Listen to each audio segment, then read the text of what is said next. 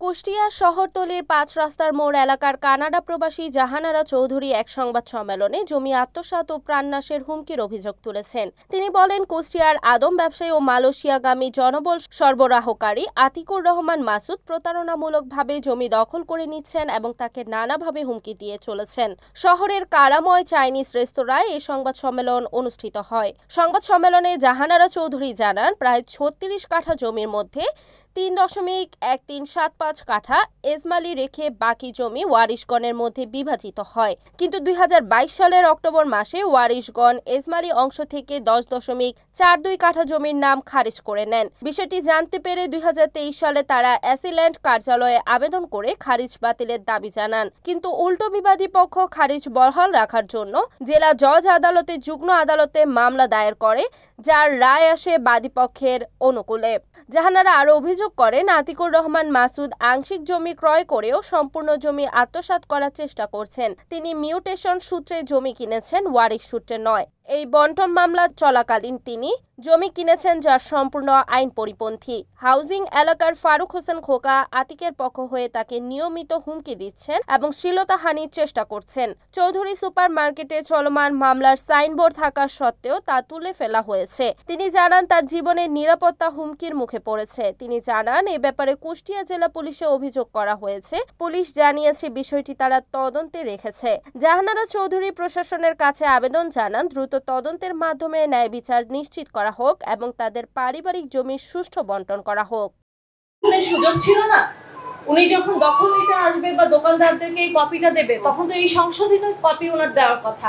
উনি এই ভুল কপিটা কেন দিল? তার মানে তো উনি স্পষ্টত এখানে জালিয়াতি করছে এবং জোর জবরদস্তি দখল করার চেষ্টা করছে এবং আমাদেরকে হেনস্থা করে আমাদেরকে প্রাণনাশের হুমকি দিচ্ছে। আমি এখন এখান থেকে বের হয়ে বাসায় যেতে পারবো কিনা ঠিক মতো সেটা আমি জানি না।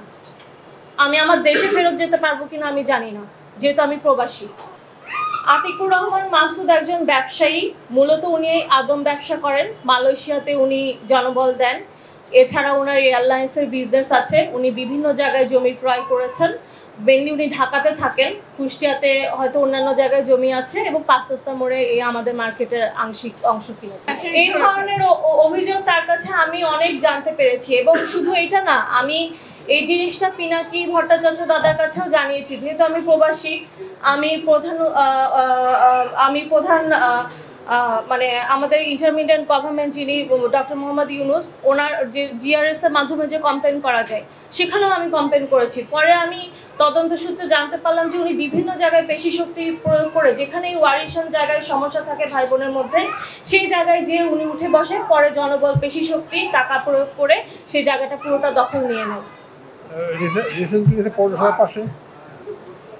আমি নাম উল্লেখ করতে চাই না, তবে স্থানীয় একজন দালাল ওনার সাথে আছে, ওনার নামটা আমি বলতে চাই। সেটা হচ্ছে ফারুক হোসেন খোকা, যিনি কালকে আমাকে থ্রেট করেছেন এবং আমার অন্য ধরে টান দিয়েছেন ওনার বাড়ি হাউজিং এ।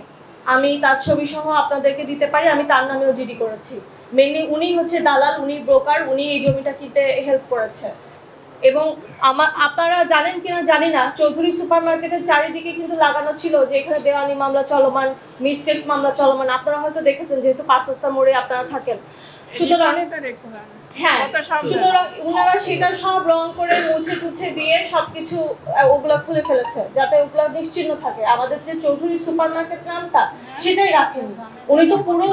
উনি তো জমি কিনেছেন, আংশিক জমি মালিক। যতটুকু কিনেছেন তাকে তো সেটা বুঝিয়ে দিতে আমাদের কোনো সমস্যা নেই, কিন্তু তাকে তো বুঝাই দিতে হবে। মিসকেসের খারিজের রায়টা আসুক যে হ্যাঁ উনি এতটুকু জমি পায়, ততটুকু উনি দখল নেই, সেটা তো আমার কোনো সমস্যা নেই।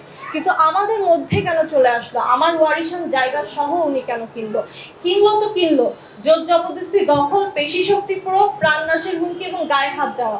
এটা কেন করলো না? আমাদেরকে ফাঁকি দেওয়া হয়েছে না, ওই ৪ জন আমাদের ২ শরীককে ফাঁকি দিয়েছে, অর্থাৎ আমার বাবা তৌফিক হায়দার চৌধুরী এবং নার্গিস হায়দার চৌধুরী। এখানে কিন্তু ২ জন ওয়ারিশ ফাঁকি দেওয়া হয়েছে। শুধু আমার বাবাকে একা না, আমার বড় ফুপুকেও, আমার বাকি ২ চাচা ২ ফুপু ফাঁকি দিয়েছেন ইনাদেরকে। আমরা কাউকে ফাঁকি দিইনি, কারণ আমাদের নামে তো খারিজ হয়নি এখনো ওয়ারিশান সূত্রে। আমরা কাকে ফাঁকি দিব? এখানে দলিল যদি আমি ৭টা দলিলই ধরি, ওই ভুয়া দলিল সহ, তাহলে সেখানে আছে হচ্ছে 8.64 কাঠা। পুলিশ কর্তৃপক্ষ আমাকে বলেছে যে এটা তদন্ত হবে। আজকে সকালে তারা এসেছিল, এসপি স্যারের সাথে আমার কথা হয়েছে এবং তারা ওনাদেরকে অনেকবার বোঝানোর চেষ্টা করেছে যে আপনারা 25 তারিখ পর্যন্ত ওয়েট করেন, আপনারা কেন আইনের প্রতি শ্রদ্ধাশীল না। কিন্তু ওনারা নানানভাবে দেখাচ্ছে যে না আমার এই যে কাগজ আছে দেখেন আমি এত খানিকের মালিক, আমি এইভাবে দখল নিতে পারি। কিন্তু এর মধ্যে কেউ তো আপনাকে কাগজ দেখাইতে পারে যে হ্যাঁ আমি এটা খতিয়ান, কিন্তু আপনি কি দলিল ধরে দেখতে যাবেন যে আসলে এই 7টা দলিল সঠিক কিনা, 7টা দলিল আমার পরিবারের কেন্দ্রিক কিনা। আমার তো এই দলিল খুঁজতে 2 মাস লেগেছে রেজিস্ট্রি অফিসে বের করতে যে এই দলিলটা ডাচ বাংলা ব্যাংকের মর্গেজ দলিল।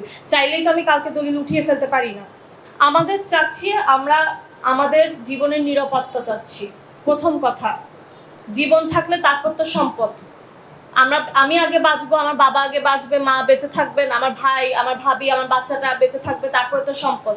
আমি আগে আমার জীবনের নিশ্চয়তা চাই, আমার পরিবারের জীবনের নিশ্চয়তা চাই। ওপেনলি যদি কেউ বলতে পারে আজকে তোদেরকে বাসায় যে পুঁতে থুই আসবো, তোকে আমি উঠাই নিয়ে আসবো, আমি তো একটা মহিলা মানুষ, বয়স হয়েছে, এই কথা তো আমাকে সাজে না। প্রথমত আমি আমার জানের নিরাপত্তা চাই, আমার পরিবারের নিরাপত্তা চাই। দ্বিতীয়ত আমার সম্পদের প্রত্যেকটা জিনিস আদালতে আমরা আইনি প্রক্রিয়ায় এগিয়েছি, তাকে আইনের প্রতি শ্রদ্ধাশীল হয়ে আইনের রায়ের জন্য অপেক্ষা করা উচিত ছিল, আমাদের সাথে বসা উচিত ছিল, বা আমাদের সাথে না বসেও আইনের প্রতি শ্রদ্ধাশীল থেকে সে অপেক্ষা করতে পারতো যে সে আসলেই মালিক কিনা, তার প্রতি রায় যায় কিনা বা আমাদের প্রতি রায় আসে কিনা, সেটা সে করেনি। সে অবৈধভাবে জবরদস্তি দখল নিতে চাচ্ছে। আমরা চাচ্ছি আমাদের অংশ যাতে আমরা লিগাল ওয়েতে ফেরত পাবো, যতটুকু পাবো, 1 ইঞ্চি বেশিও না 1 ইঞ্চি কমও না, এটাই আমার চাওয়া। Report Nazmul Hasan, NAN TV, Kushtia.